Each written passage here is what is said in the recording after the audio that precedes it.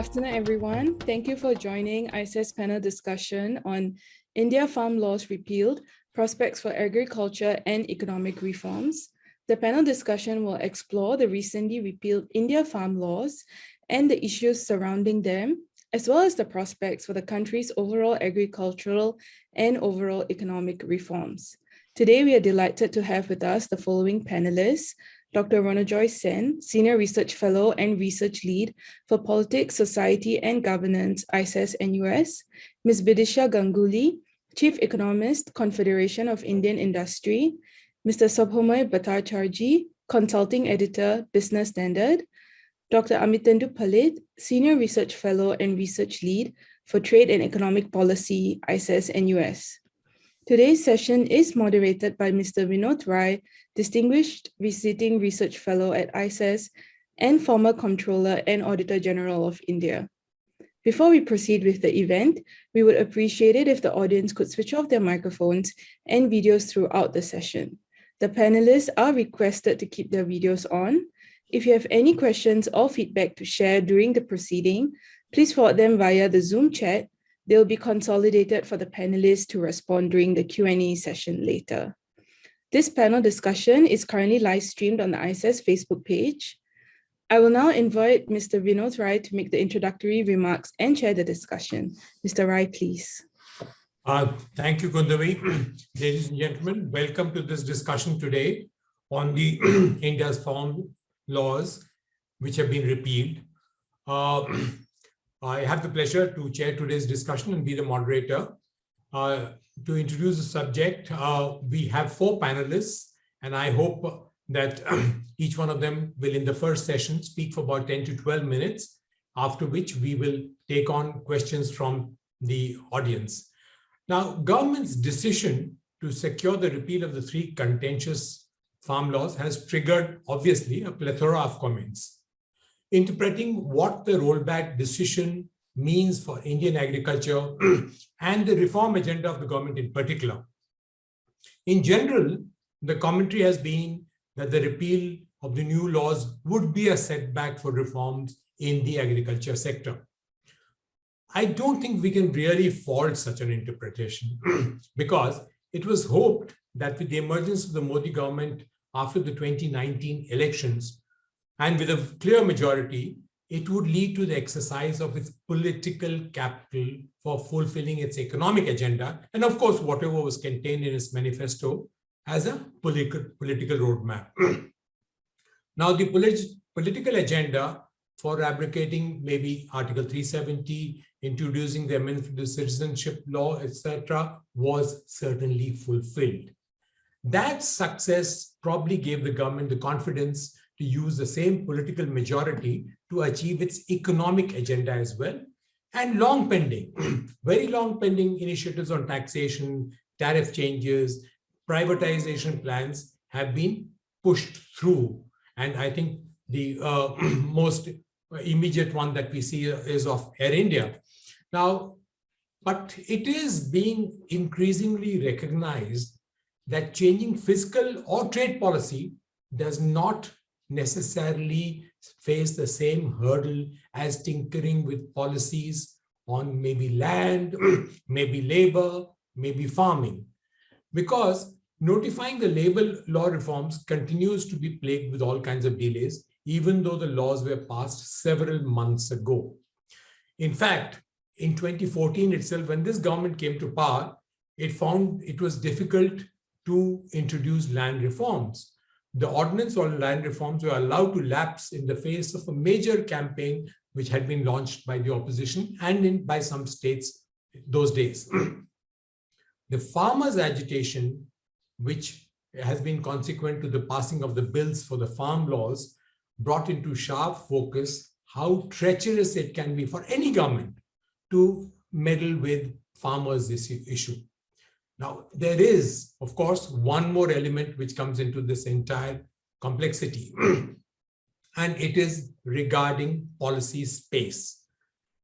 Because issues like agriculture, labor, land, etc., are in the concurrent list, and somewhere the feeling has been the center is encroaching upon it. And because some of these issues come into the policy space of the states also. Now, many states have not looked kindly at the center's attempt to make laws in these. And the center's retreat from the farm laws is likely to have a significant bearing on the fate of laws that the center has made, for instance, in labor and in electricity, which were also introduced.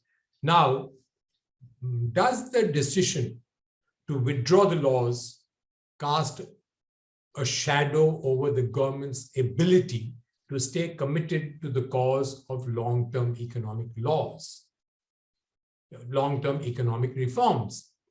And was it political expediency which caused the retreat? And if so, we may never see the reform process start, because after elections in UP, Uttar Pradesh, Punjab, and Gujarat in 2022, we are going to have a round of elections in the state assemblies of Chhattisgarh, Karnataka, Madhya Pradesh, and Rajasthan in 2023. And 2024, besides, of course, the general elections, we will have elections in Haryana and Maharashtra, again, very high-stake states. So what happens to the reform process? But in case the government's repeal has been a tactical retreat, do we see the central government allow the states some space? And will the states push through the economic agenda on the farm laws? Because a large number of states have already adopted some of these laws in certain ways. Now, I hope that the distinguished panel that we have today will reflect on these issues and discuss the prospects for agriculture and overall economic reforms in the country in the context of the action taken by the government. We have 4 panelists today, all very distinguished in their field, and I will request Dr. Ronojoy Sen, the Senior Research Fellow of ISAS, to take the lead. Ronojoy, the floor is yours. Thank you. Thank you, Mr. Rai, for the opening remarks and very nicely framing the question at hand. In my brief comments, and I think each of us have around 12 minutes or so, I'll focus on the political rationale of the government's decision to repeal the farm laws. The decision on November 19, 2021, not too long ago, to repeal the so-called farm laws, which actually comprised of a collective name given to 3 pieces of legislation, namely the Farmers' Produce, Trade and Commerce Bill 2020, Farmers' Agreement on Price Insurance and Farm Services Bill, and the Essential Commodities Amendment, all in 2020, was possibly the BJP government's biggest climb down since it came to power in 2014. But it is important to note that this wasn't the first instance. There had been a few occasions earlier, such as the amendment to the land acquisition legislation, where the Narendra Modi government in 2015 had to yield to sustained opposition pressure.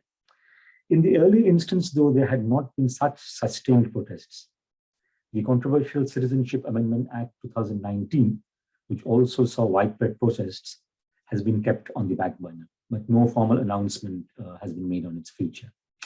In sharp contrast, Prime Minister Modi, in his address to the nation, when he spoke about repealing the so-called farm laws, spoke about the inability of the government to convince farmers, or at least a section of the farmers, on the agricultural reform proposed. The repealing of the farm laws, which were introduced initially as ordinances and then rushed through Parliament in September 2020, I would say reveals both the strength and weaknesses of Indian democracy. It shows that sustained protests can work even against a dominant party in power. However, it also illustrates the weaknesses of institutions and in particular Parliament, which arguably led to this impasse. If the legislation had gone through normal parliamentary procedures, including committee scrutiny, it might have led to a better law as well as less opposition. Notably, the agriculture minister, who should have shepherded this legislation and been the primary spokesman, was either absent or virtually ineffective in disseminating the meaning and the political benefits of the legislation, which pointed, I would say, to the excessive centralization in politics and administration in today's India. The farm laws were also one of several bills that were introduced and passed the same day in Parliament, leading a prominent political analyst to comment, using a cricketing metaphor, that this was akin to a one-sided 2020 match, which got over much quicker than expected. So the Lok Sabha, in fact, discussed the farm bills on September 17, 2020 for roughly 2.5 hours. 3 days later, the Rajya Sabha discussed the bills for even less, for 2 hours and 8 minutes. In the case of the farm bills, the presiding officer in the Rajya Sabha, or the upper house, also ignored demands for division of vote, and the bills, in fact, were passed by a voice vote. So the farm bills were rushed through in Parliament. The repeal was done in the ongoing winter session without any debate whatsoever, just a few days back. In fact, the Farm Laws Repeal Bill 2021 was passed in all of 3 minutes in the Lok Sabha and in 9 minutes in the upper house. While this was likely done to avoid embarrassment and further debate on the issue, it once again diminished the role of Parliament in deliberating on and ratifying legislation. One of the questions, of course, is why did the government decide to repeal the farm laws at this current juncture? Mr. Rai has already hinted at it, and repeat some of that. Obviously, the upcoming elections in several states, including Punjab and Uttar Pradesh in early 2022, were a key driver to the decision. Punjab, Haryana, and UP had been the epicenter of the farmer protests, and they had threatened to impact the BJP's electoral prospects, particularly in Punjab and Western UP. By announcing the rollback on one of the most auspicious days of the Sikhs, namely Guru Nanak's birthday, Prime Minister Modi attempted to use the symbolism to reach out to voters in Punjab. The BJP, though, is a marginal presence in Punjab, having broken off its long alliance with the regional Shiromani Akali Dal party. However, it sees an opening in the state by tying up with the estranged Congress leader and former Chief Minister, Captain Amrinder Singh. The alliance would not have been possible if the farm laws were still in place. However, it was not just the upcoming state elections, and this is again something that Mr. Rai hinted at, but also several upcoming state elections as well as the 2024 general elections that possibly prompted the government's decision.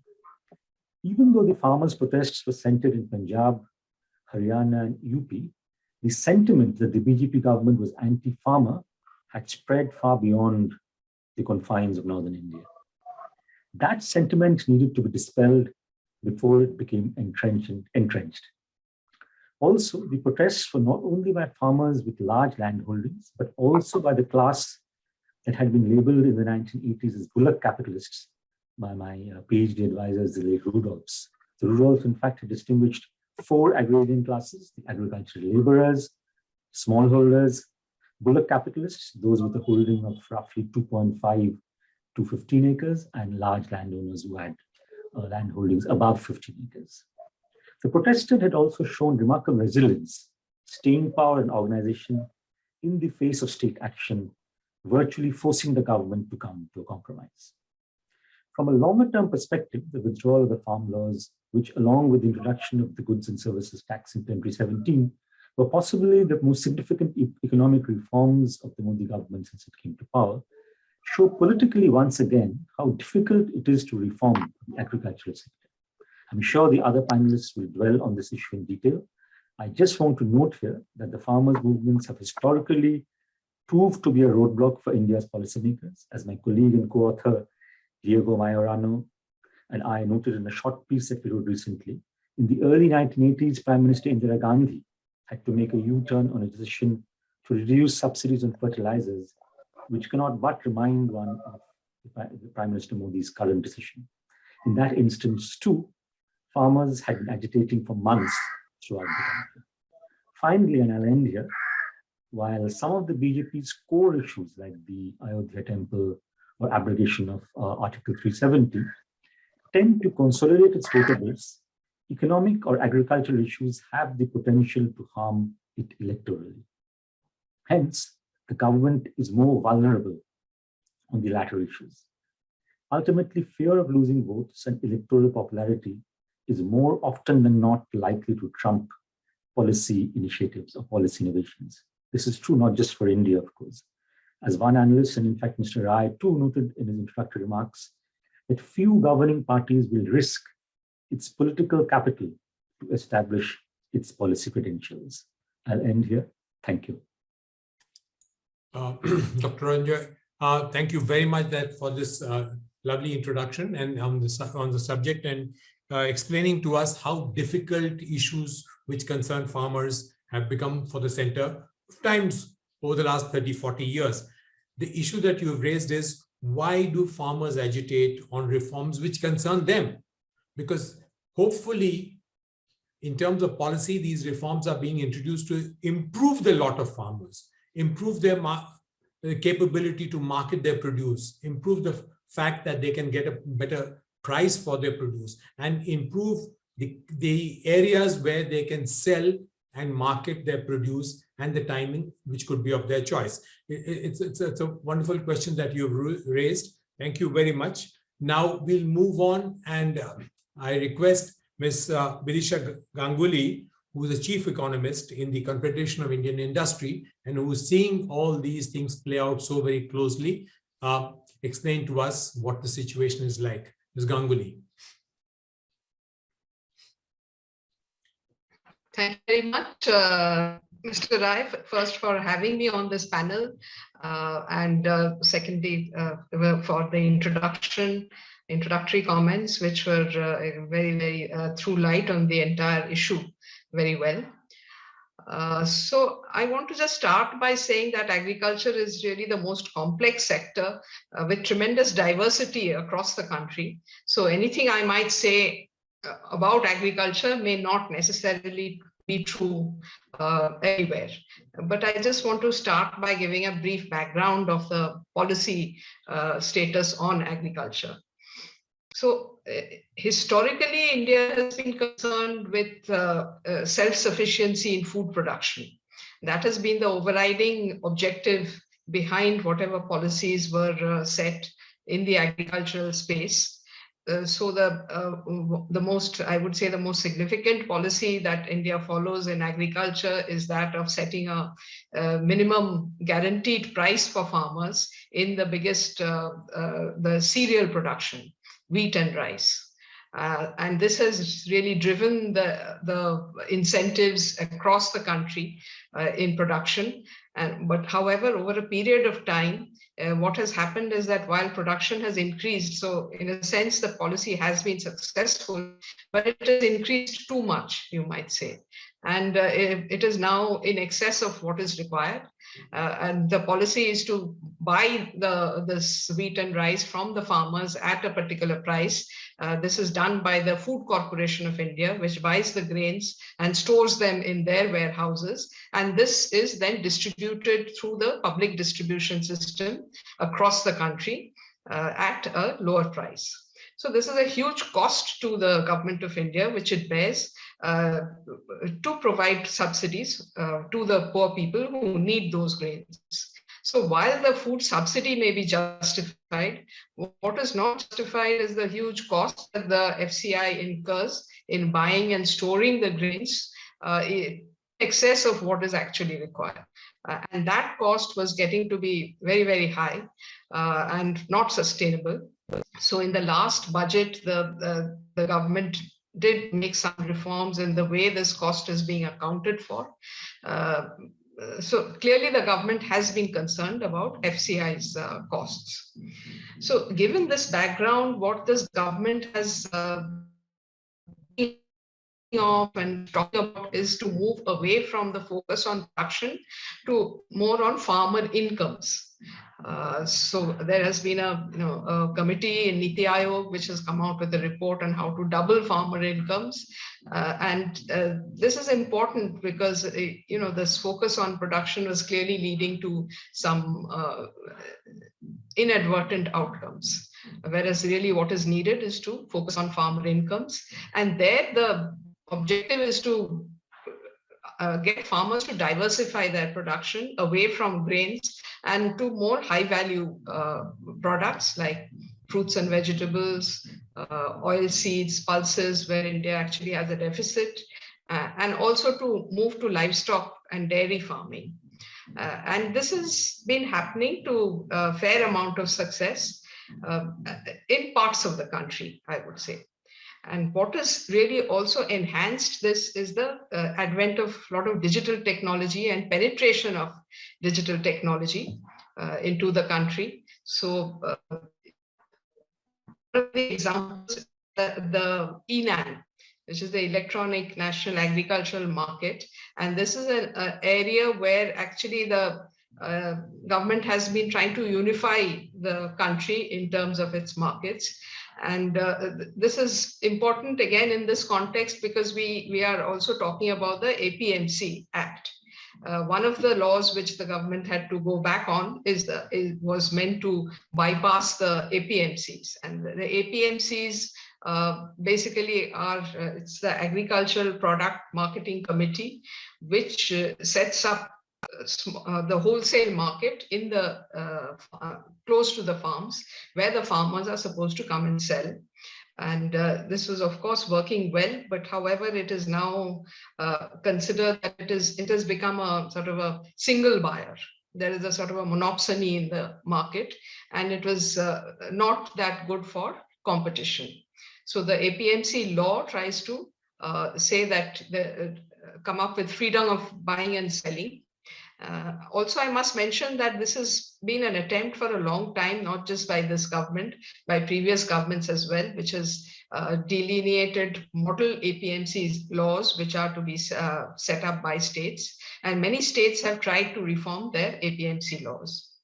However, what I was talking about is that we now have this ENAM, which allows e-trading in farm products.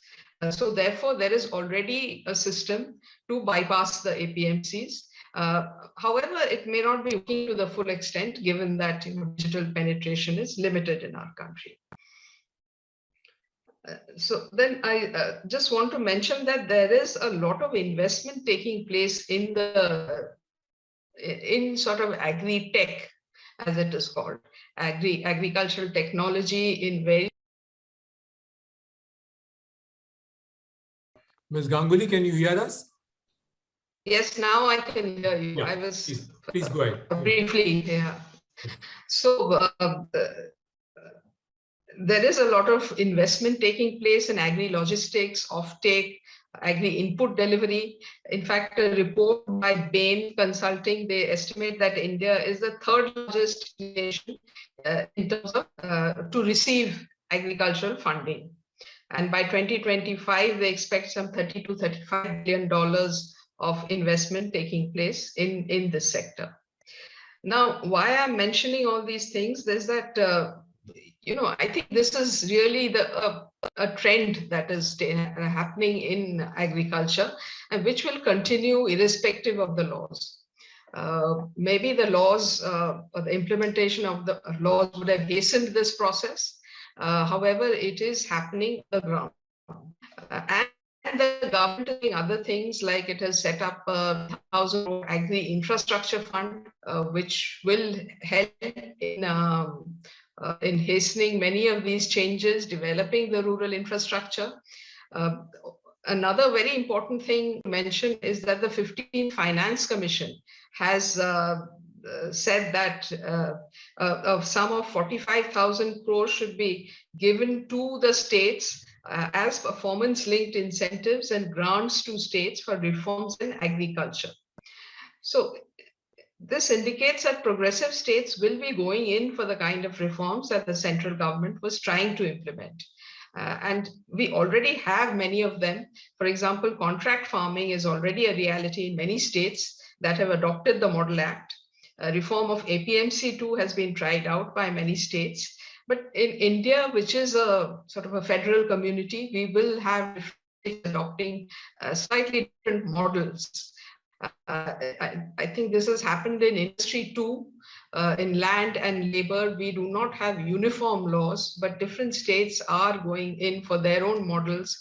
Ultimately, when a company or a business invests in the state, it is the state permission that they need and the state's regulations that they have to follow. So I think in this phase of reforms, it is the states that will have to take it forward.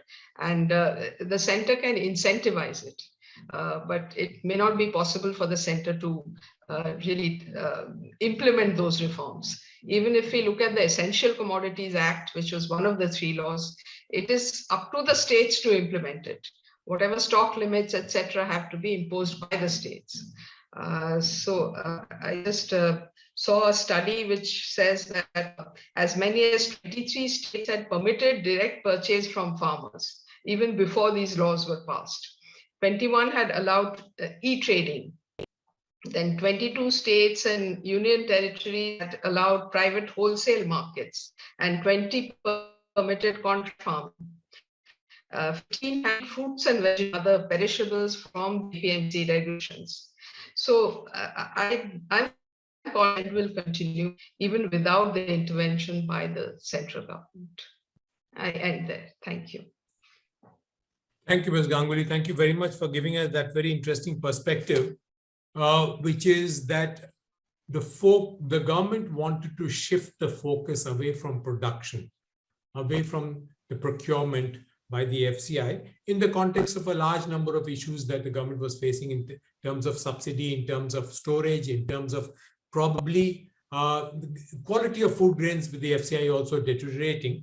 And now the focus is wanting to be shifted away towards doubling of farmers' incomes. So, and considering whatever be the laws that are introduced by the center, ultimately the implementation responsibility falls within the state governments themselves.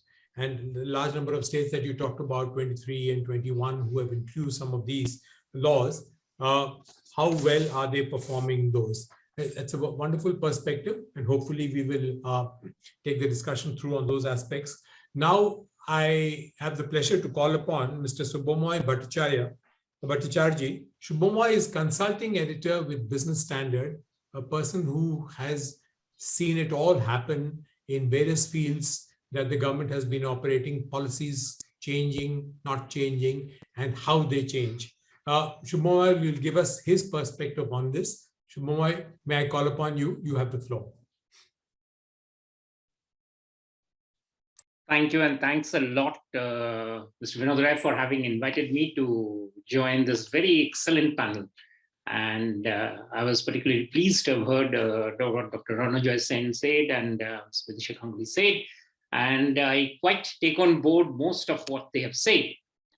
This is, in fact, I now would have been, in fact, as I find in most of these webinars, it's rather more pleasure to listen rather than to speak, because often you'll end up much more enriched because of that. In fact, I'm looking forward to hear what Dr. Amit Palit has to say. And but overall, I must compliment ISAS for having organized this session. It couldn't be more topical. And so therefore, compliments all around. I was also, as I was listening to Mr. Vinod Rai's forceful comments, and I was also wondering that so as you made some very strong observations, and which was absolutely correct. I was also thinking that maybe we could add a footnote that one result of this development has been that whatever we maybe the pros of or whatever maybe the impact on economic reforms, one issue is very clear. The rollback comes at a time when our neighbors, as not in some of the Asian countries, do not even allow protests. I'm referring to our big neighbor up in the north.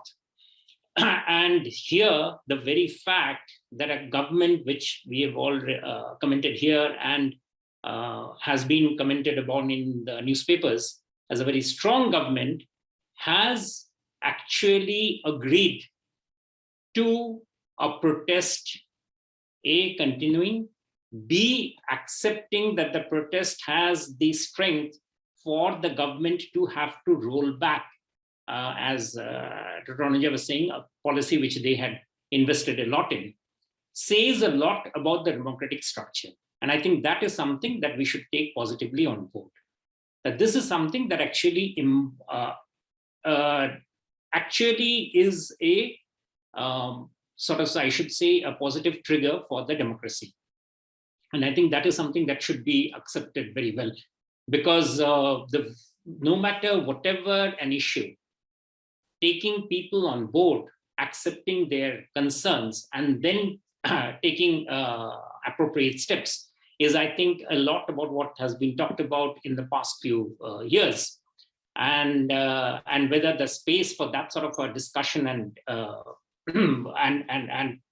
back and forth is there. So I think my first point would be that, yes, it is a very major support, I would say, for the democratic structure. And this is something that should not be lost sight of. It has to be. This is something which many governments have not been able to work it out well in many countries. And I think that's something that should be taken as something there, which has been definitely shown and rebounds to the credit of India. On the rollback, I was just wondering that if you would just look back a bit, in 2018, the Indian Prime Minister was in Bangkok for signing on the WTO, on the RCEP, and it was a done deal. In fact, the speech was ready. And yet, at the 11th hour, not even the 11th hour, actually probably was the 12th hour, few minutes left, when he decided, or rather the Indian team announced that they will not be signing on the RCEP treaty. So I would say that in terms of the list of rollback, or in terms of walking back on an accepted policy, while this has taken a lot of space, that particular one should also be included along with the rollback on the land laws, which Dr. Anuja Singh pointed out. So there have been some substantial rollbacks in India on policy, and interestingly, all of those have to do with the farming sector. The land laws change, which was being brought about, was basically being brought about, to put the context, to basically make it easier for industry to get land from the farming community. Largely, that was rolled back. This one, as we have just heard the distinguished panelists talking about, was essentially the farm bills rather. The WTO rollback was also predicated on the objection of the farming community. The biggest obstruction, the biggest objection came from the dairy farmers of Gujarat. And there were no less than the chief of the Amul organization went on record to say that the RCEP agreement will be extremely detrimental to the cause of the dairy farmers. That definitely, as I understand, that definitely played a very significant role in the final decision to withdraw from the RCEP. Later on, of course, Foreign Minister has talked about that no country ever signs an RCEP deal. I mean, any trade deal with a country which it is having a skirmish, almost like a war. But while that is there, this particular aspect of it should not be lost sight of. So I quite take on board what Ms. Ganguly was talking about, that the farming law changes in India are an essentially fraught affair, changing the state of play of the farming basis. And this is something which has become very evident in the Indian reform agenda. That land, and if I say land qua farming, then this is an extremely difficult thing to change, except by very incremental steps, as she was pointing out. And these incremental steps have to be at the state level. They cannot be done on the basis of a central law. Now, this is an interesting thing. I would just take you back to what happened with the SEZ Act of 2006. Remember, there too, the operative provisions came from the state, or were supposed to come from the states, because what was being asked for by industry was relaxation in land and in labor laws, both of which were quite possible to be done by the states. But no industry wanted, nobody, no entrepreneur wanted to get involved in SEZs till there was a central blessing. And that blessing came through the SEZ Act of 2006. And the moment that came, after the initial round of support, the tide turned, that the announcement by the center set off predictable and equal, almost like a Marxian opposition, idea versus a thesis versus an antithesis, that the farmers, essentially the farming leaders, rallied in opposition to the act. So even though the act stayed, it became a dead letter. What does it show? That in India, over the last 2 decades, every time a farming change has been brought in by, or rather has sought to be brought in by the center, either through, as I said, in a trade policy, even when signing with countries abroad, or when with domestic constituency on board, if it has been steered by the center, it has been unsuccessful. This is a very major lesson for us to accept and agree that this is possibly not up for change unless some very major changes happen in the farming sector. And I'll come to that in a minute. But essentially, this is I suppose now with the latest iteration just sort of establishes that principle very firmly. Now, what does that do? What it does do is that, remember, as I said, it cannot be a centrally determined policy which will be necessary. Now, in fact, Dr. Sen was pointing out, and very rightly, that the laws were passed through in a hurry. But the interesting point is, whether it's hurried or whether it's slow and deliberative, it doesn't seem to make much of a difference in the eventual outcome. For instance, there is a law dating back from 2017, which is called the Model Agricultural Farming Act, which has been passed by the center. It has been passed through standing committee approval. There has been lots of debate on it, and it has been passed by the same parliament. The difference between that act and this act is actually very limited. The Model Farming Act also asks the states to make corresponding changes in their legislations to do the same things which these acts are saying.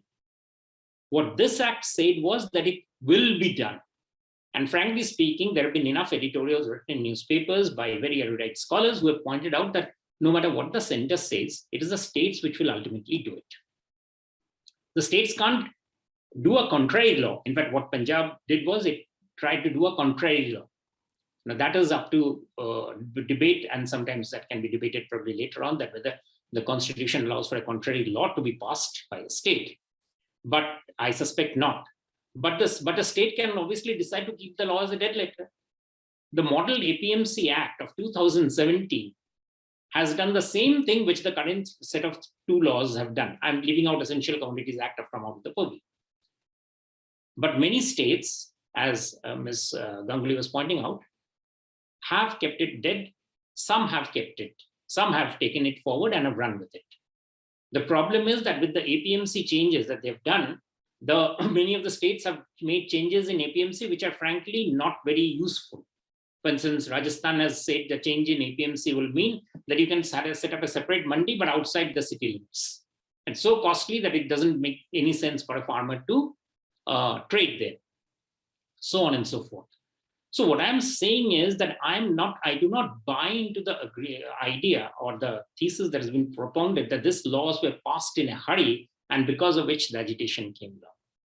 The sequence of events do not bear that out. For instance, as I said, over the last 20 years, there have been several other laws passed for the farming sector, which were passed with enough deliberation, they've met the same fate. So if this one had met a different fate, then we would have had reasons to feel that there is a reason. That hasn't happened. The second thing, and that's the important thing, is that this law, before this, the same laws, as I said, in the 2017 Act was already there. So what was this law doing differently? That was something that was raising the hackles all around. In fact, it didn't raise the hackles. As we can see from what happened in 2020, there wasn't any sort of a flare-up. The flare-up started happening as the political situation in Punjab started becoming more fluid. And in Punjab, obviously, you cannot have a political situation about industry. It doesn't have any industry to speak about. It was the pressure that was the rivalry between two leading political groups, which needed an issue, and they found this one as an issue, and then it came along and gradually built up. And having let the cat out of the bag, there was no way that it could be withdrawn. With the same problem which came along with the 2006 Act of Nandigram, of the SEZ, which happened in West Bengal. Because there was a need to latch on to some issue. And remember, all the parties, including the CPM at the time, the Congress at the time, the Trinamool fledgling at the time, had all agreed to this SEZ Act as a very good act. Their parliament questions, answers, which we and both me and Dr. Palit had written about, show that they had all agreed to it. Their questions were clearly about why wasn't more SEZs coming. And then it overnight changed. CPM actually had issued a policy statement saying that we agreed to it. So, I am not very convinced about that this act's nature of passage did anything particularly worsen the situation. It created an optics, no doubt, but that optics was something which the political party in center BJP couldn't manage, and that's their problem. Now, coming down to Mr. Rai, how many minutes do I have? There is time. There is time. Please go ahead. Another 3-4 minutes. Sure. Sure. The other point that I wanted to say was that so whether the laws have anything much to do with farmers' issues is I mean, that we have covered. The second part is whether the laws were sort of became a problem because of the perceived position of the ruling party at the center is anti-farmer. I wouldn't buy again that argument. Why? The reason being that if that is so, then this party couldn't have been in power with so many seats, and it has won remarkably in all the rural seats also. So if it was so, then obviously the farmers wouldn't have supported it with that amount of vote bank on 2 successive general elections. That it is definitely trying to woo the farmer community back with, again, with rolling back on the farming laws is absolutely correct. I mean, I take that on board. But a facile understanding of the issue that whether it was anti-farmer, so therefore this is being a pro-farmer step, is not borne out by the results of the political, by the results of the elections so far. So there are far more deeper threads there. Mr. Vinod Rai rightly pointed out that obviously now, with series of elections coming up, it will be extremely difficult to make laws which impinge on this sector. I would just take that argument forward and say that not only now, but I don't think, as I was saying in the past, also possibly in the near future, which I mean in this decade, a farming law or a change in farming laws as mediated by a central government will be a good idea. It will be wasting a lot of its political fortune if it tries to do so, whichever the nature of the government. State governments can do so. State governments will be doing so. As Ms. Ganguly rightly pointed out, there have been initiatives like the eNAM, where some states are coming forward to allow farmers the option of trading in mandis, which are virtual mandis, rather than trading on physical mandis. The volumes, of course, are still far low, but those can be done. Remember, all those all those changes that the states are bringing in are through executive action. States are smart enough not to pass laws, because laws again run the same risk in the farming community, where farming community has got a lot of historical connections. It's supposed to be related to land. It's supposed to be related to issues of poverty. There are plenty of cross currents which come in. It's the smart states always pass executive orders, which they know they can repeal at a moment's notice. And those executive orders stay. And I suspect the same things will happen with labor laws also, that all those changes which will be done through executive orders will stay. Those where states become more adventurous and try to pass law, as in law, will be problem. What does that mean for industry operating in India if they want the certainty of an act? Well, I would argue that an executive order which remains permanent is a better deal than a law which doesn't stay permanent. It is, I suppose, one of the quirks of working in a large democracy, and democracy which is an extremely argumentative democracy. And as successive governments have realized, it's a democracy where people get their word in. So that is where it comes along. My final point is about that there can be a collateral damage, which is about the electricity bill. I do not know what will be happening. As you might have noticed, the electricity bill is a large, is something that needs to be done through. For the power minister has rightly and judiciously decided to stay quiet on it for the time being, but it's a reform which is very necessary. But again, it's something which it'll be better to let it stay for some time and then pick it up.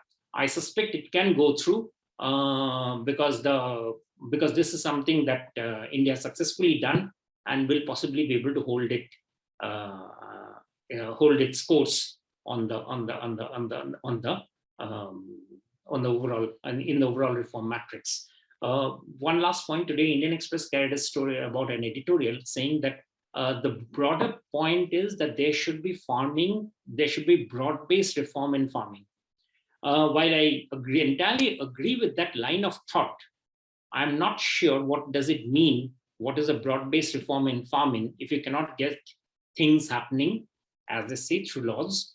So it'll have to be through executive action, bits and pieces. The risks will always be there. There are already talk of, again, farm loan waiver. Essentially, the farming sector in India, let me put it this way, doesn't offer too many positive when it's looked at the national level. At a state-wise level, it's actually different. For instance, a lot of reform in farming is happening in India in the southern states. And my sense is that since Indians need more vegetables, now the food pattern is changing. Vegetables will be grown near the cities. Where are the cities? The cities are in southern states. So these are the places where food will be produced. Crops will come there. There'll be rapid interplay of markets. And that is what will happen. The entire North Indian belt producing rice, wheat, and other cereals, I do not see much of chance of reform. I also would not expect much more significant reforms to happen, but I suspect the Indian economy will not be worse off without those reforms, because that segment producing that sort of crop is frankly not, as I say, involved in very socially useful, productive work. Thank you. Thank you, Shubhamoy. That was very wide-ranging, and I think it was a lot of eye-openers in what you brought about. And trust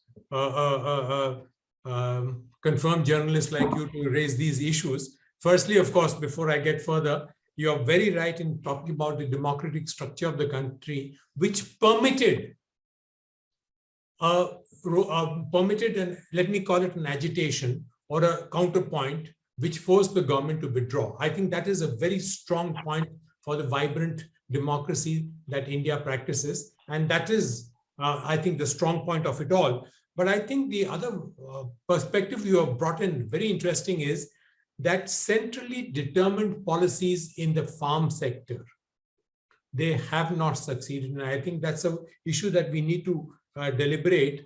What is the way forward then? And if that is the position, and states have been able to pursue some of these, if we call them reform measures through executive orders, then what is the lesson in it for the country?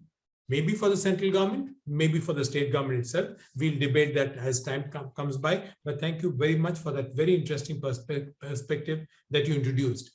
I will now have pleasure in calling upon my colleague, Dr. Amitendu Palit, Senior Research Fellow, who will give his perspective on the entire issue. Amitendu, the field is yours. Thank you so much, Mr. Rai. And in fact, it's been such a pleasure listening to my colleagues and friends on this panel. And indeed, it's not just been an eye-opener, it's been a great learning as well, because I think both Dr. Sen, Vidisha, and Shubhamoy among themselves have really scoped into this issue in a very nuanced fashion, brought to the table the large number of perspectives that are surrounding it from a very complex intermingling fashion.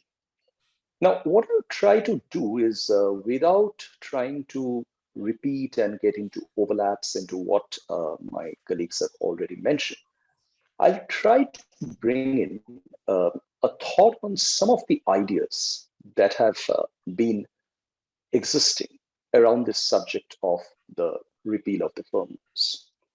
First, I think it's important to note that whenever we talk about farmers, and we have been talking about farmers in the context of these laws, farmer protests, farmer agitations, and so on and so forth, there is a tendency to use the word farmers in a very homogeneous sense. I'm afraid farmers are not a homogeneous community. They are not a homogeneous group of actors. They are different. Within farmers, there are various stakeholders, various groups with different interests.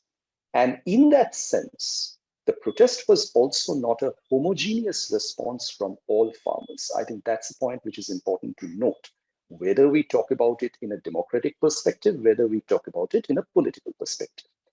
It was a section of the farmers who led the protest, and most importantly, let us not overlook the fact, this section of farmers had the resources, had the wherewithal, had the sustenance to maintain a protest for more than a year.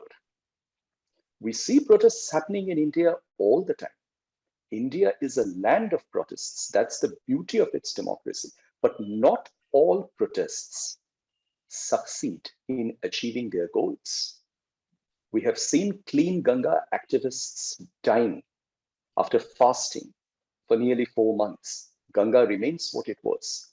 But today, here, on the Delhi borders, on the Haryana borders, after more than 11 months of consistent, sustained protest in large scale, this was actually turned around. So it shows, like Shubhamoy also mentioned, prior to the RCEP, the National Dairy Development Board, which was the face of the dairy and cooperative farmers that led the protest against the RCEP joining.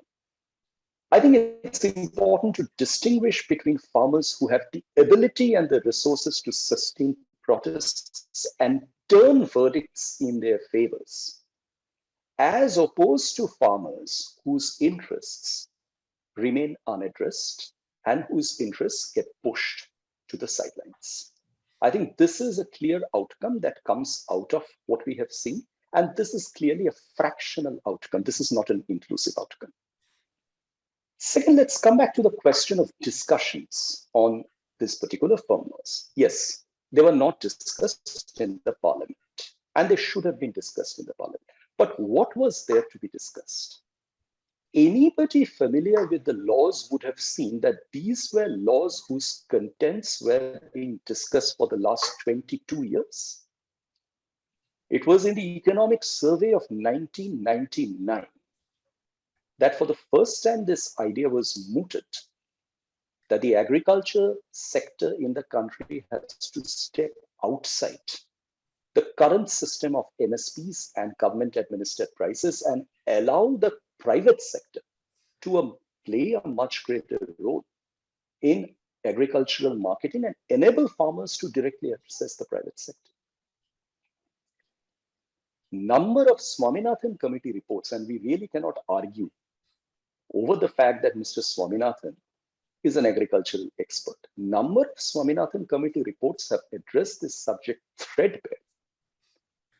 Eminent agricultural experts and economists like Professor Gulati and a large number of other people have repeatedly, day after day, brought to the notice the importance of bringing in laws which give farmers, and again, not in a homogeneous sense, but in a holistic sense, which give farmers the choice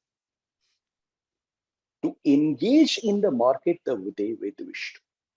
So I think when we are looking at the issue of discussion, when we are looking at the issue of farmers' protests, it's important to go a little bit beneath the surface and understand that this was actually a withdrawal by the government in face of very sustained and very resourceful protests by a section of the agricultural community in India, which, by the way, is not yet giving up the protests. Now the protests have turned into demands. Now it is a question of the MSPs being converted into a legal guarantee. And this is where the government has perhaps bitten off much more than it could have chewed by actually withdrawing on the matter. This is not something which is going to die as far as demand of a certain organized community of farmers is concerned. They are going to continue. How the government will handle this from a political, legal, social perspective is a completely different issue. But I don't think the politics around the issue is over. The politics around the issue is going to continue. And one of the important things to note over here is that we have seen in the past, there are policies that the government have announced, which have squarely, peripherally, even directly address the interests of the farmers, like say, for example, withdrawal of subsidies on fertilizers, on crude oil. Well, ultimately for the central government, these were not agricultural reforms, these were fiscal steps brought in to bring in fiscal discipline into the country. And the government knew that it would have been a case of 2 steps forward, 3 steps backward, but at least one incremental step achieved, so much so that today, practically the entire petroleum subsidy basket in the country is nearly empty. And there have been phased realignments among a variety of subsidies, including fertilizer, food subsidies have remained.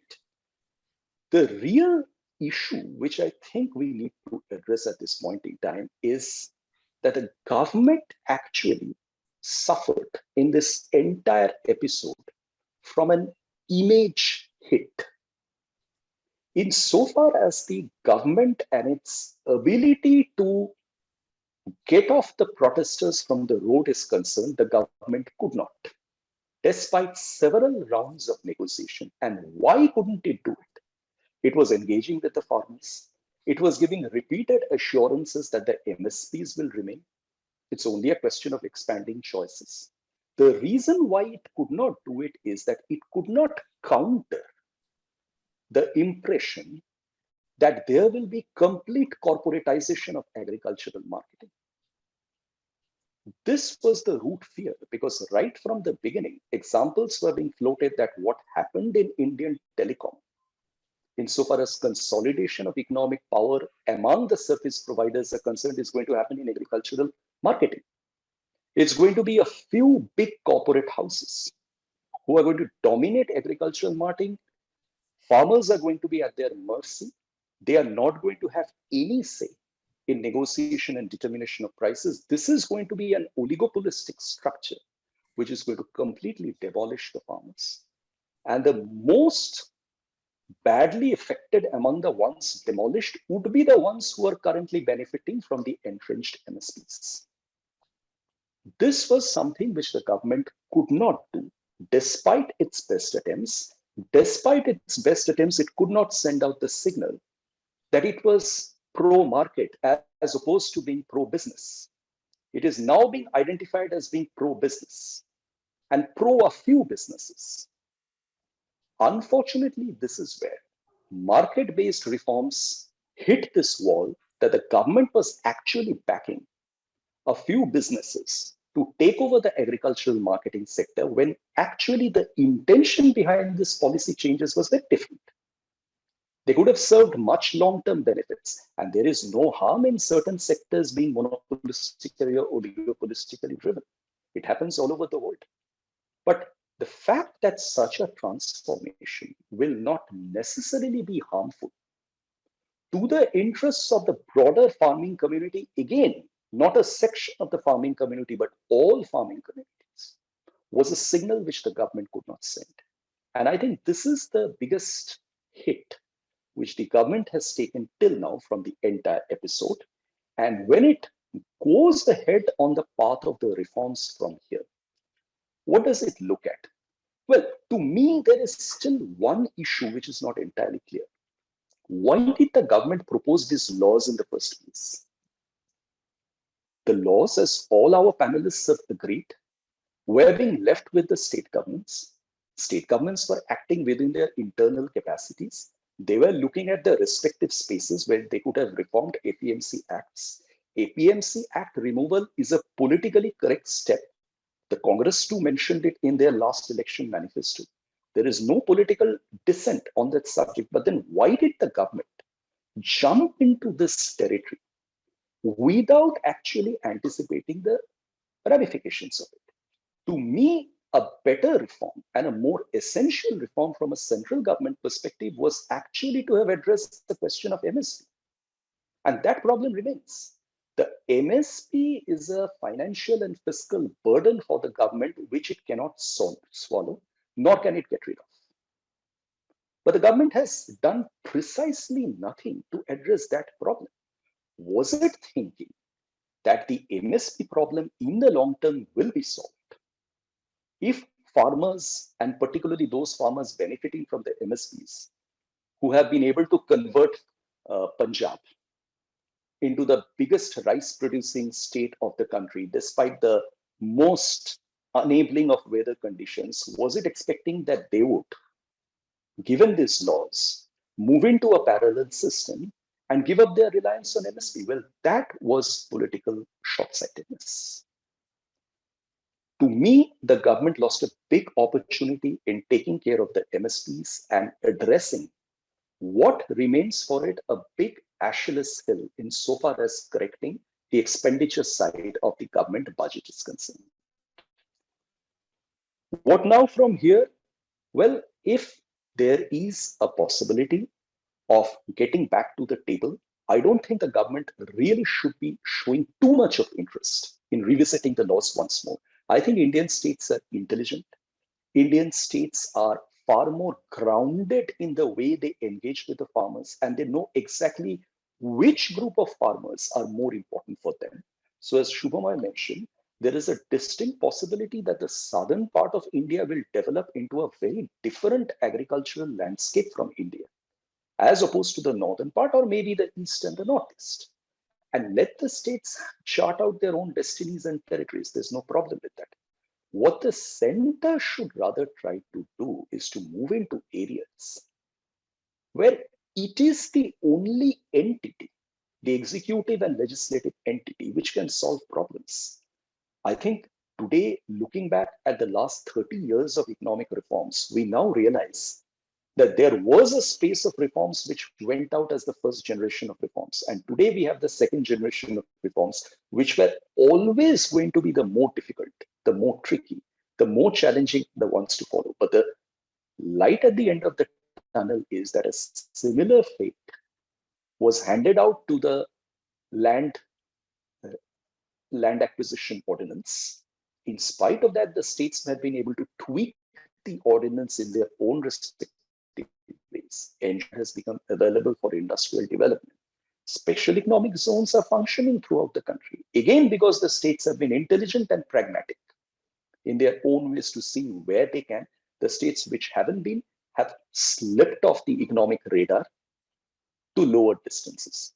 So I think let's give the credit where it is due. In the first place, the center probably should not have rushed into these laws in the kind of manner they did. What they tried to do was good insofar as the economic intent was concerned, but probably there is a serious image problem which they need to address as they go ahead in the future. Thank you. Dr. Palit, excellent exposition of the entire problem as I see it. You have raised a very valid point. Why did the central government get into this entire rigmarole? From the hindsight of what had happened to the labor laws, what had happened to the land laws, etc., why did the central government get into it? Because I don't think anybody will disagree with you on the issue that politics around the issue have not ceased.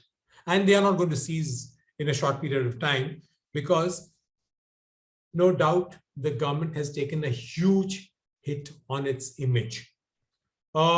It could not effectively counter the narrative that henceforth, going forward, marketing produce or buying stuff from the farmer is going to be corporatized, and the farmer will be at the mercy of not only corporates, a few select large corporates. That issue, I don't think the government could effectively counter that narrative, and that's where it led to the problem.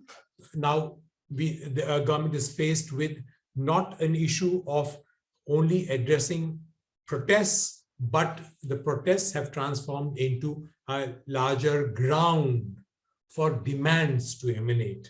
And that is going to be very difficult for the government to be able to face those demands, because those parties, maybe minuscule farmers, those parties have now tasted what we could say blood, in the sense that they have made the government retreat. Thank you very much for that insight. We've had all the panelists make their opening remarks.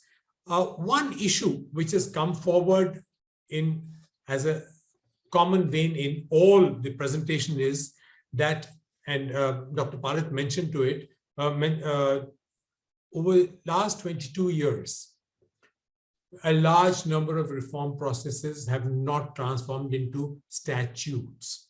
And when you said, why did the government get... Now, Shubhamoy mentioned that centrally administered laws on agriculture have not succeeded. Markets, MSP, discussion inside, outside Parliament is not going to bring about any result. Now, does it mean that as far as farm sector is concerned, are we at a cul-de-sac? Does it mean that reforms in the farm sector will never be able to take off? I think this panel has the huge intellectual capital to address this issue, that considering this is the problem, what is the way forward? And I suggest that each one of you spend 2 minutes, maybe 1.5 minutes, on trying to address the issue as to what is the way forward on these issues, considering the fact that some reforms are necessary, reforms have to be brought about, and that these reforms must lead to a betterment of the lot of farmers or doubling incomes, as Shubhamoy had mentioned. Would you like to take these issues? And let's start with Ronojoy. What is the way forward? Well, leave that to some of my more esteemed colleagues and economists. But I think politically, I think some of one of the answers has already come up in the I think by all the presentation by the panelists, Amit, Vidisha, Shubhamoy, is that the government, and which you also mentioned, made a mistake by trying to come up with an omnibus central law, irrespective of whether that was rushed through Parliament or not, and that's a separate question. And it would have been far better to sort of respect the federal structure and let the states do the tinkering, as it will quote Amitendu, and put in place policies that would possibly deliver, if not similar results, but results that would be comparable. And I think that's where the government made a mistake. So I don't think they can go back to this in refashioning and reformulating this law. I think this law itself is probably dead, but the way out would be to let the states handle this issue. And of course, the farmers' protest itself has not died out, so that remains a live issue. And I think the minimum support pricing, etc., that's something that there has to be negotiations on, and that's something that I think the government has to contend with and do so in a manner that's unacceptable, not sort of dictate to them from the sort of high table. But again, I think one of the things I mentioned was that there is an excessive centralization, as we see, and we don't see enough sort of. We talked about political capital, but I don't see enough political capital actually being expended to disseminate the government's views. And I think the Prime Minister also admitted that there was a failure in communication. And I think that again becomes essential for a government that sort of prides itself on its communication skills, etc. I think that seems to be a major failing, to get their message through to the major stakeholders, in this case the larger farmers, etc. That's what I have to say. Thank you. Thank you, Ranjan. Ms. Ganguly, would you like to address this issue? Yeah, so as Ronojoy has said, that it will be up to the states now, because there is really, in the laws that the center had passed, I think states are equally competent in addressing those issues. The big issue now will be the MSP, which only the center can address. And there, it will be unfortunate if it just gives in to the demands. So I really don't know what the way forward is. And I don't think any of us on this panel can understand the political compulsions under which they have to operate. So I don't know. But the thing I want to say is that, on reforms in general, not just on agriculture, the government has been very active, and probably they mistook and thought that they will be able to get through these laws on agriculture as well. But if you see the areas where it is the central government's area of operation, like the financial sector, external trade policy, etc., industrial. In industry also, I think the states have a huge role to play. But in say the fiscal reform, etc., they have been very proactive, and those are the areas that I see going ahead. They will focus on. Thank you. Thank you. Shubhamai, would you like to spend a minute on this?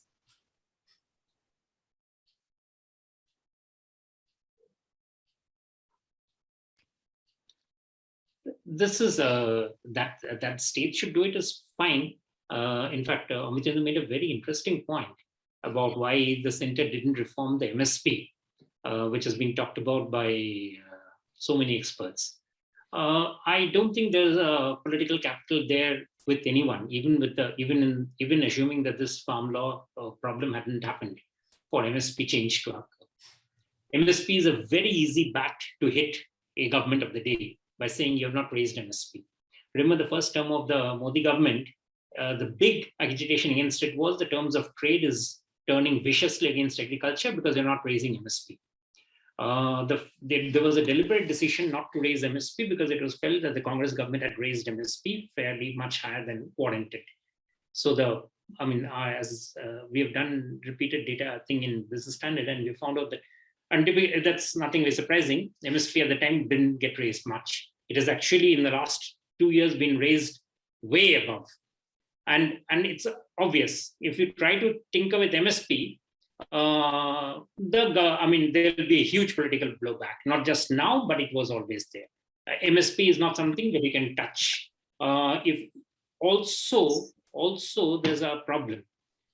MSP is not administered by the center, excepting for rice and wheat. And most of the crops, the MSP is actually determined by the states, because the procurement is done by the state governments. The center provides what is called the support pricing to the states. So it's again the states which have to decide which way they will work out on the MSP. Most states don't do it and put the responsibility onto center. That's only one point. The other point is, why did the center get into this thing? Well, again, in India, given the huge overhang of agriculture and the rural sector in the economy, every government at some time falls prey to feeling that we can do something there. This central investors asked for it abroad. I remember when this law was passed, S&P immediately put out a release saying what a wonderful step this was. So in fact, they singled out this one among any other steps. They didn't even look at the labor law as much as they said that this was a very good one. So I don't think to attain hosannas, this is a very good thing that centers always fall prey to and come to grief.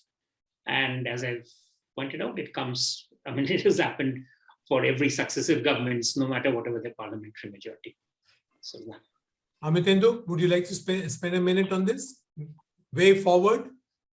Sure. I think let me just try to take the biggest picture possible.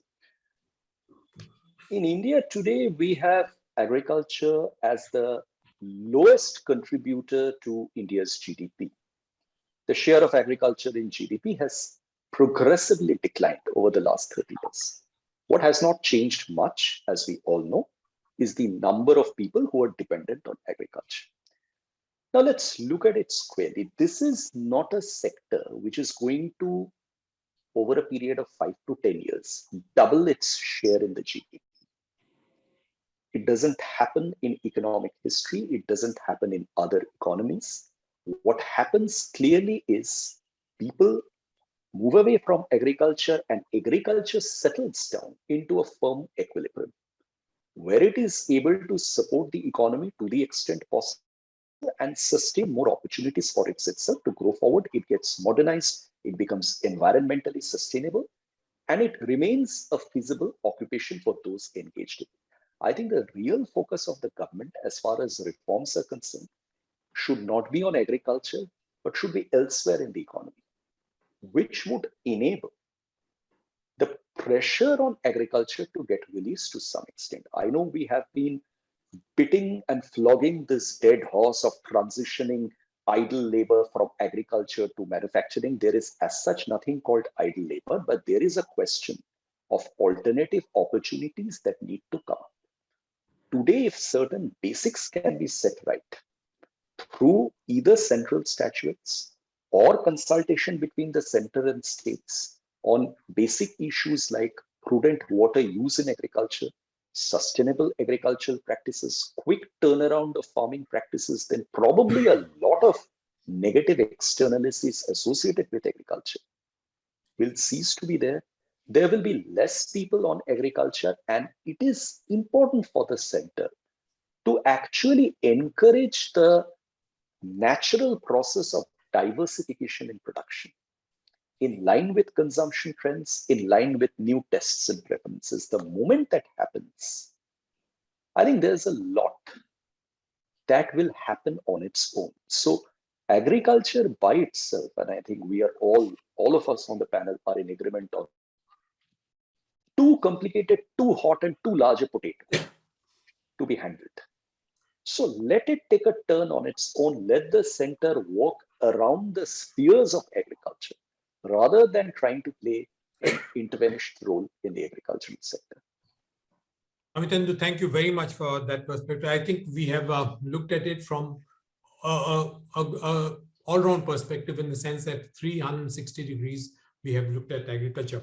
I have a very interesting question which has arisen, which says, why did the Manmohan Singh government of 1991, which didn't have the kind of majority that this government has, succeed in major reforms in that era, 91, 92, but the government with such strong majority has not been able to push these reforms through. And it has happened 2-3 times in the in NDA 1 and 2.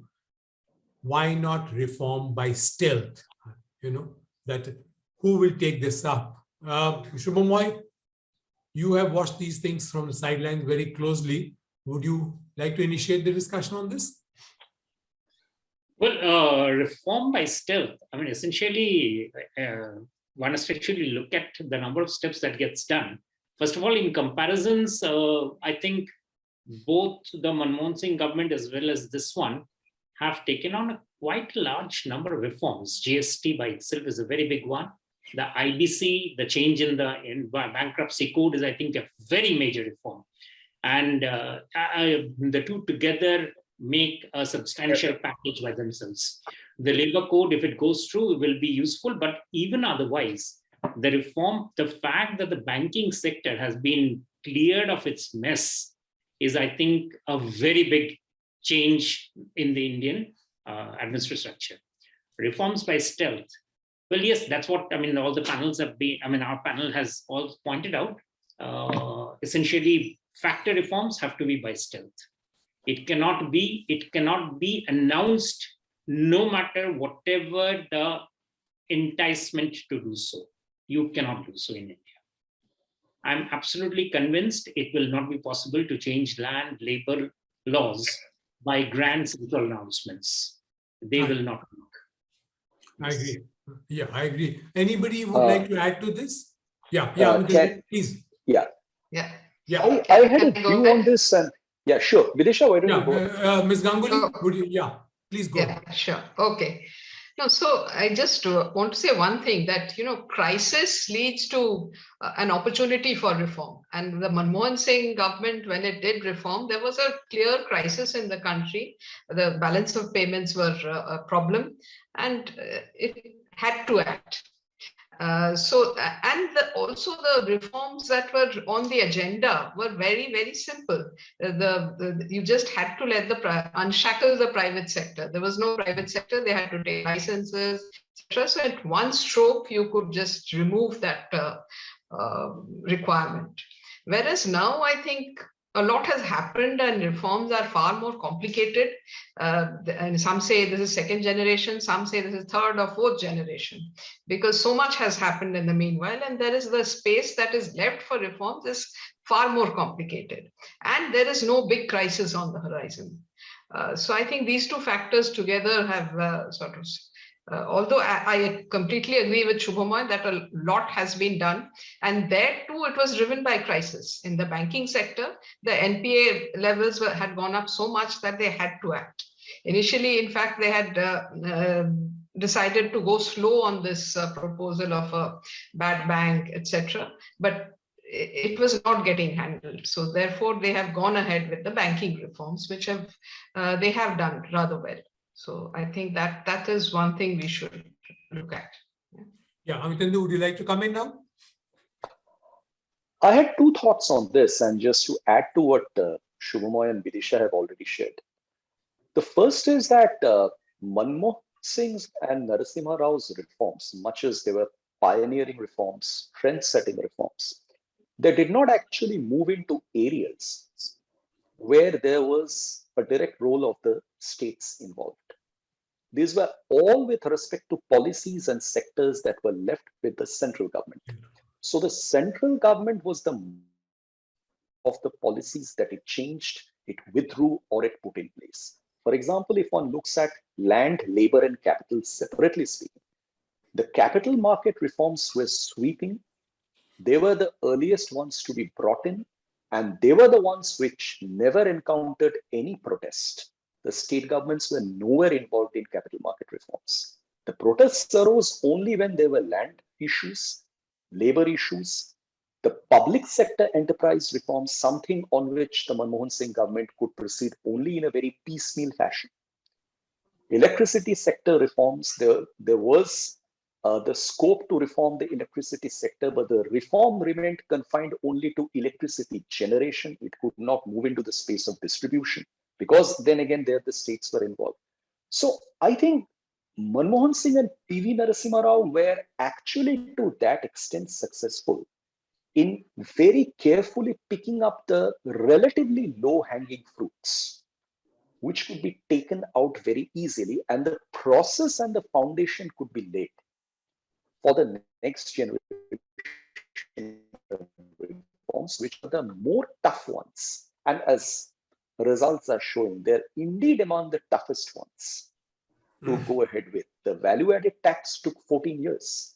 The GST took 18 years. So I think these are things which had to be built upon a foundation. The foundation was provided, but the fathers of economic reforms in India never really had to work with the state governments. Thank you. Ronjo, you have your hand up. Would you like to? Yeah. Now, just to quickly add to what the others said, one thing is, since the end of the Rajiv Gandhi government and the beginning of the Modi era from 2014, all governments in some senses, because they did not have the numbers, had to operate to some degree by stealth, if you use Professor Mitra's phrase. They couldn't kind of ram through proposal legislation in a manner in which this government, by virtue of having a clear majority, can do that. And I think because it was able to do so in fairly contentious areas, or what were contentious at one time, abrogation of Article 370, citizenship amendment, I think these gave the government confidence, some might say false confidence, to think that it could also do the same for an area like agriculture. I think in that sense, the numbers also played a role in lulling this government into thinking that it could do what it did successfully with some of the earlier controversial legislations. Yeah, that's it. Okay, thank you. We have another interesting question, which says, since some of you have said that the states had taken a lead on this, some of them have introduced a large number of these measures also through various executive orders. Now, will leaving the initiative of the reform to the states alone not lead to a growing interstate inequality within the country? That's the question. Yeah, Ms. Ganguly, would you like to take? Yeah. So I would disagree with that view, because I think, in fact, if the center takes the lead, then they are taking a sort of one-size-fits-all kind of view, which may not be suitable for all states. It is much better if each state sort of develops its own version, which is, especially in agriculture, every state is very different in the kind of things that they produce, the kind of soil that they have. So every state has to take its own lead. The only caution there is that not all states will do something. There are many states which will just fall behind and will catch up only once they realize that they are falling behind on the but if they all proactively take measures, I think it is much better to leave it to the states. Okay, good. That's an interesting perspective to it. Now, a lot of the panelists have mentioned the states have introduced these reforms through executive orders, and executive orders are easy to change, to withdraw, to amend and renew, bring about changes in those orders. But the farmers have been adamant on seeking a statute. They're seeking a law on the MSP issue. Now, what is it that the farmers are wanting, or rather the farmers largely of Punjab and UP, Western UP, who have been saying that introduce MSP, but bring in a law? Why is that demand forthcoming? And what are the pitfalls to the center in case that demand was to be accepted? Amitendra, would you like to take that?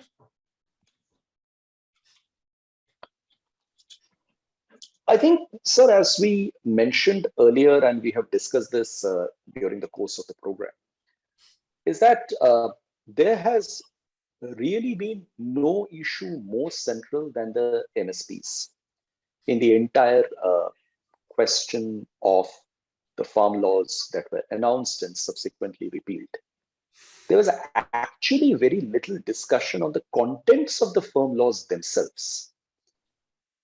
The heat of the discussion was always on whether these farm laws are going to replace the minimum support prices. So I think the objective of the protests and the agitation was very clear right from the beginning.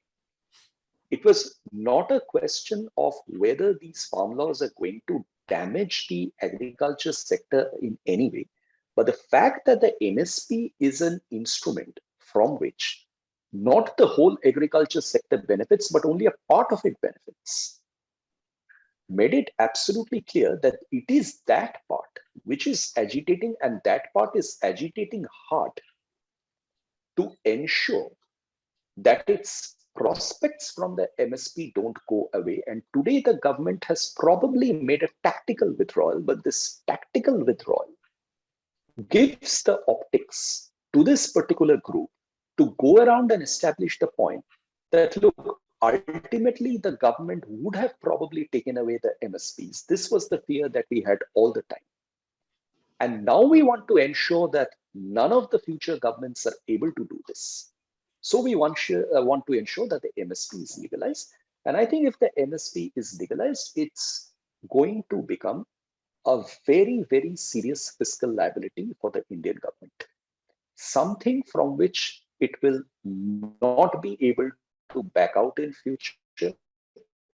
And I think if nothing, this requires an extensive in the parliament, because I'm quite sure that this is something on which obtaining a political consensus is not going to be very simple. The political consensus is going to be rather fractured, because political parties will realize the challenges of locking onto this particular view once this is proposed. So I would suggest that if there is any particular merit in legalizing the MSPs, let that be discussed. Let that be debated. Let all sides to it come out, because I think even among the protesters, it's only a section which is actually gunning hard for this particular view. It's not the entire element of the protesting community which is subscribed to this view. So let that be debated and discussed with an appropriate highlighting of the downsides of the hole that the government might find itself in if it legalizes the MSP.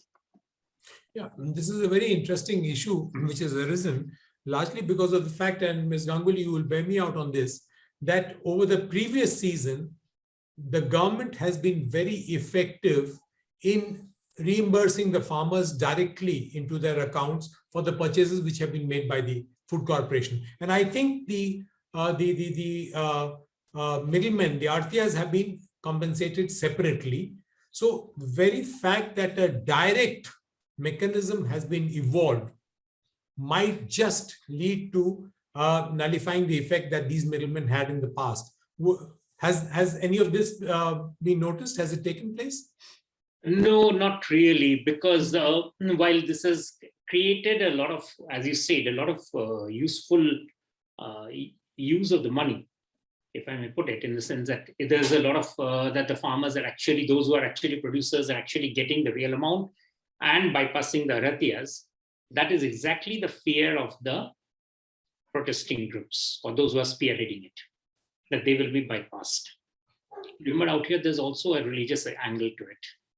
And let's not forget that. So there is a certain, what I might call religio-political agitation, which is getting into it, which is why this agitation is not as simple as just, government saying, why couldn't the government, or did the government over exceed itself in trying to do this bill? So there are all those fiendish complications that come in. I would agree with Amit Indu that the bill on MSP would be extremely retrograde if it comes in. My fear is that if such a bill does come in Parliament, it will be passed unanimously. Everybody will support the bill. No political party will take a position saying MSP should be thought through carefully. They might put in lots of caveats about discussing those things, but the copy of the bill will be as drastic as possible. let me take you back to the National Food Security Act. We have in the National Food Security Act written that wheat and rice will be sold in perpetuity. It's there in the act at ₹3 and ₹2. Did any party oppose it? We have locked ourselves into selling rice and wheat for those below the BPL at ₹3 and ₹2. It is there in the body of the act. It is not even in the rules. So the only way for a government to actually play around with it is to reduce the number of people who are considered BPL. Now one might say that's a good idea, but then there's the perverse incentive for anybody who's around in that border area to claim that I'm BPL. And political parties will be much more benefited if they can show the more people from their state got the rice at that rates than it didn't. So my suspicion is that this is a very tricky area, which frankly speaking, there is no immediate, solution. The best solution might be that there's no solution, that it's sort of, kept on discussion for a long time. That might be best, essentially, till the per capita income rises up, or as I said, and I'm really sure, I'm absolutely convinced about this, looking at how agriculture is changing in India, that even agriculture is shifting to the southern states. And once that happens, there will be a paradigm change. I mean, it is already happening.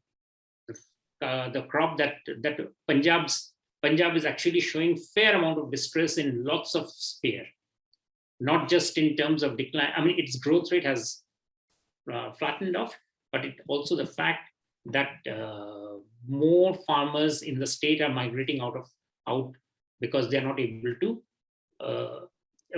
make it remunerative. So I think by again that it'll essentially be the market forces that will determine this changes. Yeah. Ms. Ganguly, would you raised your hand? You wanted a minute on this? Yeah, sure. I agree that if the bill comes to Parliament, then that's not a good thing to happen, because there is a huge risk that it will be passed. And certainly we cannot take the fiscal risk at this point in time of guaranteeing an MSP.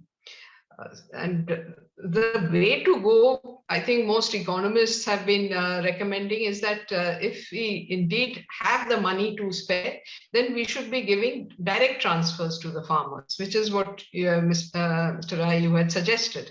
That is what the objective of the government was as well. To what extent they have succeeded, it's not clear, but the schemes like PM Kisan has been fairly successful. Maybe that should be ramped up to a much bigger amount.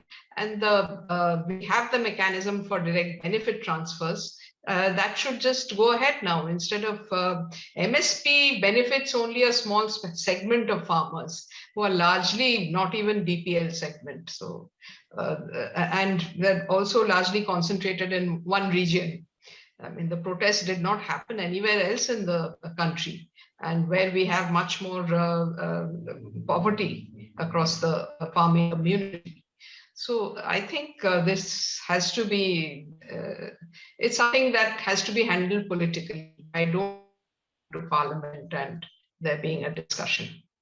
Thank you. Thank you for that. In fact, this is an issue which we could debate till the end of times.